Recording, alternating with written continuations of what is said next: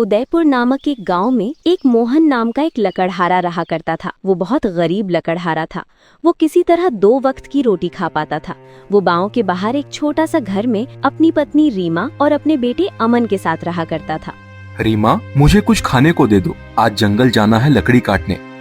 ठीक है जी, आप बैठिए, मैं आपके लिए खाना निकाल देती हूँ। अमन कहाँ गया है रीमा? वो बाहर गया है। खाना खा लिया वो? हाँ, वो खाना खा लिया है, आप भी खा लीजिए। फिर मोहन खाना खाने लगता है। ठीक है रीमा, मैं जाता हूँ जंगल लकड़ी काटने। शाम होने से पहले वापस आ जाइएगा जी, और ज्यादा जंगल के अंदर मत जाइएगा। ठीक है रीमा, तुम चिंता मत करो, मैं शाम होने से पहले वापस आ जाऊंगा। फिर मोहन अपना कुल्हाड़ी लेकर चला गया जंगल की ओर। अरे, आज तो सूखा पेड़ कहीं भी नहीं मिल रहा।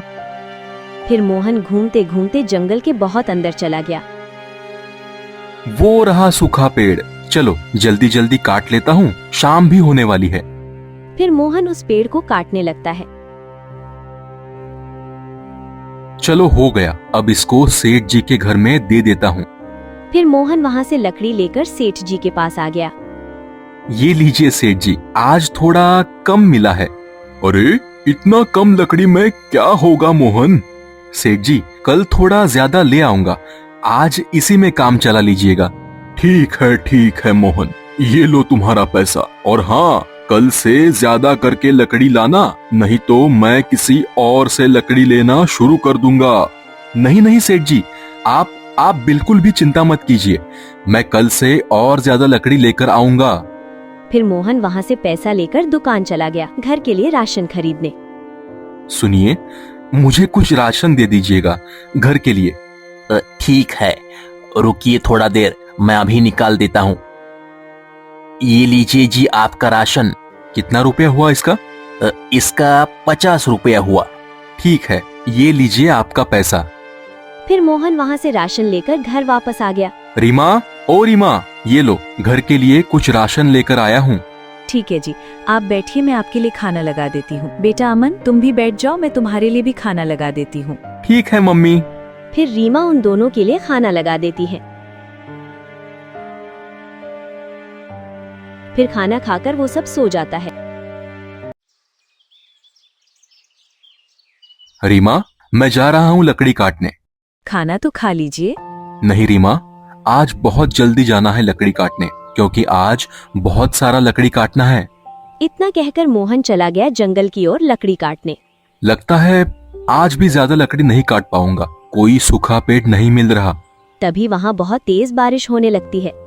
अरे, अचानक इतना तेज बारिश शुरू हो गया, जल्दी से कहीं छुपना पड़ेगा, नहीं तो भीग जाऊंगा। तभी उसको वहाँ एक गुफा दिखाई देता है। फिर वो उसके अंदर चला जाता है। अरे, मैं तो भीग गया, अभी बाहर निकला तो ज्यादा भीग जाऊंगा, थोड़ी देर यही रुकता हूँ, नहीं तो तबीयत बिगड़ जाएगी। फिर मोहन कुछ देर वहीं रुकता है। लगता है बारिश छूट गई, बाहर जाकर देखता हूँ। फिर मोहन बाहर आके देखा तो बारिश छूट गई थी। वो रहा एक सूखा पेड़, चलो जल्दी जल्दी लकड़ी काट लेता हूँ। फिर मोहन उस पेड़ को काटना शुरू कर देता है।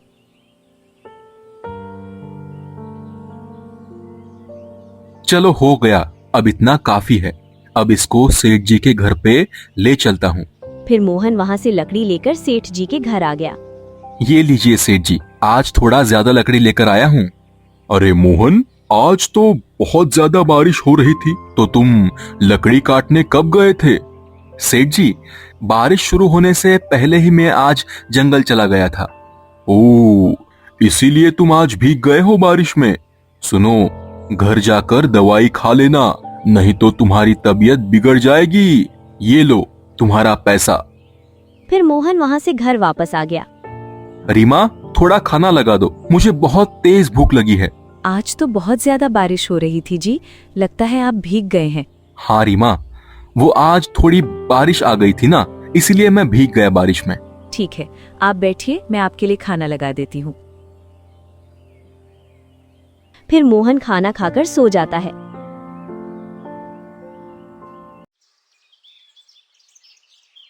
दूसरे दिन सुबह मोहन की तबीयत बहुत ज्यादा खराब हो जाती है।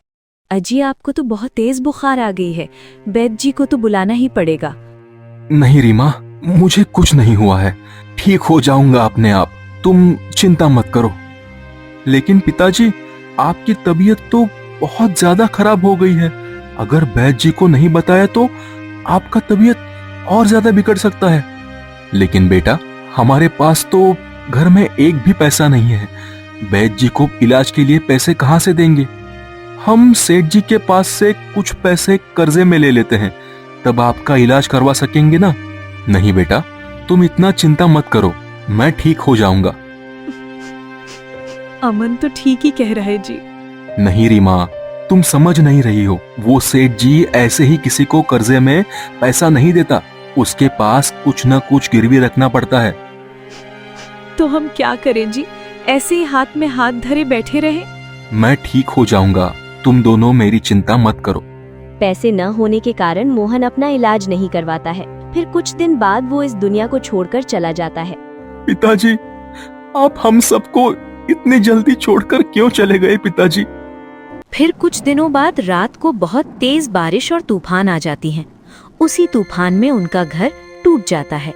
मम्मी, आज तो हमारा घर टूट गया, रात को बारिश की वजह से।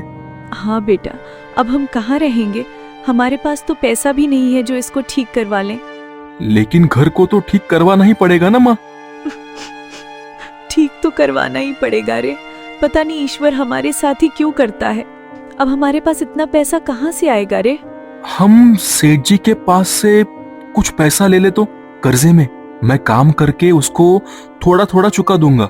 लेकिन वो तो कुछ गिरवी रखे बिना पैसा कर्ज में नहीं देता है। उसके पास जाके देखता हूँ माँ, क्या बोलता है देखे तो। फिर वो दोनों सेठ के पास आ जाता है। सेठ जी, हमें कुछ पैसा कर्ज में दे दीजिए, हमारा घर टूट गया है, उसका मरम्मत करवाना है। पैसा तो मैं तुमको दे दूंगा, लेकिन कुछ गिरवी रखना पड़ेगा। हमारे पास क्या है सेठ जी जो आपको गिरवी दे दे? मेरे पिताजी तो आपके पास बहुत दिन काम किया करते थे, उसी की तरफ देखकर हो सके तो हमारी कुछ मदद कर दीजिए। तुम्हारे पिताजी तो बहुत ही मेहनती इंसान थे, लेकिन मैं कुछ गिरवी रखे बिना किसी को पैसा कर्जे में नहीं देता हूँ। हमारे पास तो एक घर के अलावा कुछ भी नहीं है सेठ जी। तो उसी घर के जमीन के कागजात जमा कर दो, मैं तुमको पैसा दे दूंगा। ठीक है सेठ जी, मैं आपको जमीन के कागज दे दूंगी, अभी कुछ पैसा दे दीजिए। याद रखना, 6 महीने के अंदर अगर पैसा नहीं दे पाए तो मैं घर ले लूंगा। आप चिंता मत कीजिए सेठ जी, मैं थोड़ा थोड़ा करके आपका सारा पैसा चुका दूंगा, वो भी ब्याज समेत। फिर वो दोनों सेठ से कर्ज लेकर अपना घर ठीक करवा लेता है और कुछ दिन ऐसे ही बीत जाता है। माँ, अब मुझे कोई काम ढूंढना चाहिए। इस तरह और कितने दिन घर में बैठे रहेंगे? हाँ बेटा, गांव में जाके देखो, अगर कोई काम मिल जाए। सेठ जी का कर्जा भी तो चुकाना है, नहीं तो वो हमारा घर ले लेगा। फिर अमन गांव की तरफ चला गया काम ढूंढने। अरे अमन, कहाँ जा रहे हो बेटा? मैं गांव में काम ढूंढने जा रहा हूँ मुखिया जी। तुम्हारे पिताजी तो बहुत ही अच्छे इंसान थे, उनके साथ बहुत ही बुरा हुआ। तुमको देखकर तो बहुत दया आ रहा है रे। इतना छोटी सी उम्र में तुमको काम पर जाना पड़ रहा है। क्या करें मुखिया जी, पेट पालने के लिए तो काम करना ही पड़ेगा ना। ठीक है ठीक है, तुम एक काम करना, तुम कल से मेरे खेत में काम पर आ जाना। मुखिया जी, आपका बहुत बहुत धन्यवाद, बहुत बहुत धन्यवाद। कल आ जाना सुबह ठीक से। ठीक है मुखिया जी, मैं जल्दी आ जाऊंगा। फिर अमन दूसरे दिन सुबह सुबह आ जाता है मुखिया जी के खेत काम पर और दिन भर वहीं काम करता है। चलो हो गया काम आज का। मुखिया जी से आज का मजदूरी लेकर घर चला जाता हूँ, माँ इंतजार कर रही होगी। फिर अमन वहाँ से मुखिया जी के घर चला गया। मुखिया जी, आज का काम हो गया जो आपने बताया था। ठीक है अमन, ये लो तुम्हारा मजदूरी, कल भी आ जाना, ठीक है? अमन वहाँ से पैसा लेकर घर वापस आ गया। ये लो माँ, आज मुखिया जी ने 200 रुपया दिया है। ठीक है बेटा, तुम बैठो, मैं तुम्हारे लिए खाना लगा देती हूँ। फिर अमन खाना खाकर सो जाता है और कुछ दिन ऐसा ही चलता है। अमन रोज मुखिया जी के यहाँ काम पर जाता है। फिर एक दिन अचानक रीमा की तबीयत खराब हो जाती है। माँ, आपको तो बहुत तेज बुखार आ गया है, रुकिए, मैं अभी बैद जी को बुला कर लाता हूँ। नहीं बेटा अमन, मत बुलाओ बैद जी को, अभी हमारे पास ज्यादा पैसा नहीं है। हमारे पास कुछ पैसे तो है ना माँ, मैं जा रहा हूँ बैद जी को बुलाने। लेकिन वो पैसा तो सेठ जी को देना होगा बेटा, अगर उसको इस महीना पैसा नहीं दिया तो वो हमारा घर ले लेगा। तुम छोड़ दो, मत बुलाओ बैद जी को। ये कैसी बातें कर रही हैं आप माँ? मैं पहले ही पिताजी को खो चुका हूँ, और अगर आपको कुछ हो गया तो मैं क्या करूँगा माँ? मुझे कुछ नहीं होगा बेटा। आप और कुछ मत बोलिए माँ, मैं जा रहा हूँ बैद जी को लेने। फिर अमन बैद जी को बुलाने चला गया। बैद जी, मेरी माँ की तबीयत बहुत ही ज्यादा खराब हो गई है, आप कृपया मेरे घर में चलिए। ठीक है, चलो। फिर अमन बैद जी को बुलाकर ले आता है। चिंता मत करो, मैं कुछ दवाई दे देता हूँ, ये ठीक हो जाएगा। दवाई खाने के कुछ दिनों बाद ही रीमा ठीक हो गई और फिर इधर वो सेठ उसके घर पैसा लेने पहुंच जाता है। अरे अमन, 6 महीना होने को आया, लेकिन अभी तक तुमने एक भी रुपया नहीं दिया है, ऐसा क्यों भाई? सेठ जी, वो मेरी माँ की तबीयत थोड़ी सी खराब हो गई थी, तो इलाज में सारा पैसा खर्चा हो गया।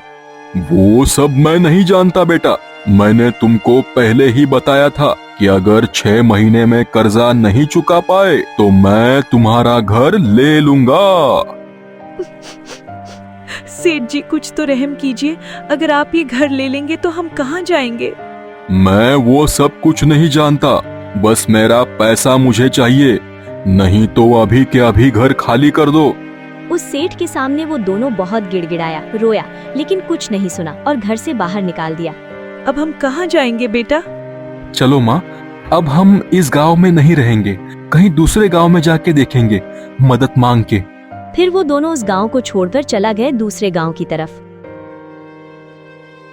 तब अमन को जंगल में एक बाबा दिखाई दिया, बेहोश पड़ा हुआ। माँ, वो कौन है? चलो जाके देखते हैं। फिर वो दोनों उसके उठाता है। आप कौन हो बाबा, और आप यहाँ क्या कर रहे हो? मुझे कुछ खाने को दे दो बेटा, मैं कई दिनों से भूखा हूँ। ठीक है बाबा, रुकिए मैं आपको खाना देती हूँ। फिर रीमा उसको थोड़ा सा खाना दे देती है। तुम दोनों का बहुत बहुत धन्यवाद बेटा। वैसे कहाँ जा रहे हो इस जंगल में? फिर अमन बाबा को सारी बात बता देता है। तुम चिंता मत करो, तुम दोनों ने मेरी जान बचाई है, मैं तुम दोनों को कुछ भेंट देना चाहता हूँ। ये लो, ये एक जादुई बकरी है, इससे जितना पैसा, सोना जो भी मांगोगे वो सब मिल जाएगा। आपका बहुत बहुत धन्यवाद बाबा जी। क्या मैं अभी इससे कुछ मांग सकता हूँ बाबा जी? हाँ, क्यों नहीं, मांग के देख लो। हे जादुई बकरी, मुझे बहुत सारा सोने का सिक्का दे दो। अमन के ऐसा बोलते ही उस बकरी के मुंह से बहुत सारा सोने का सिक्का निकलने लगा। अरे बाबा, ये तो सच में जादुई बकरी है, आपका बहुत बहुत धन्यवाद बाबा जी। लेकिन बेटा, एक बात जरूर याद रखना, ज्यादा लालच कभी मत करना, और इससे गरीबों की मदद भी किया करना, ठीक है? फिर वो दोनों वहाँ से वापस आ गया और अपना सारा कर्जा चुका दिया और कुछ ही दिन में एक बहुत बड़ा घर भी बना लिया। अरे, वो अमन और रीमा को कोई खजाना मिल गया है क्या? कुछ दिन पहले तो एक भी रुपया उन लोगों के पास नहीं था, और अब अचानक अपना सारा कर्जा एक ही बार में चुका दिए और इतना बड़ा मकान भी बना लिए हैं। पता तो लगाना ही पड़ेगा कि क्या राज है। फिर वो सेठ रात को चुपके से अमन के घर के अंदर आ गया। हे जादुई बकरी, मुझे बहुत सारे सोने के सिक्के दे दो। अमन को जादुई बकरी से सोने के सिक्के मांगते हुए वो सेठ देख लिया। फिर जब सब कोई सो जाता है, वो सेठ जैसे ही जादुई बकरी को लेने जाता है, अमन उसको पकड़ लेता है। तुम इतना नीच काम कैसे कर सकते हो? हमारे घर में चोरी करने आ गए हो? तुमको तो मुखिया जी के पास ले जाना होगा, अब वही तुमको सजा दे सकते हैं। फिर अमन उसको सुबह मुखिया जी के पास ले आया और सब बता दिया।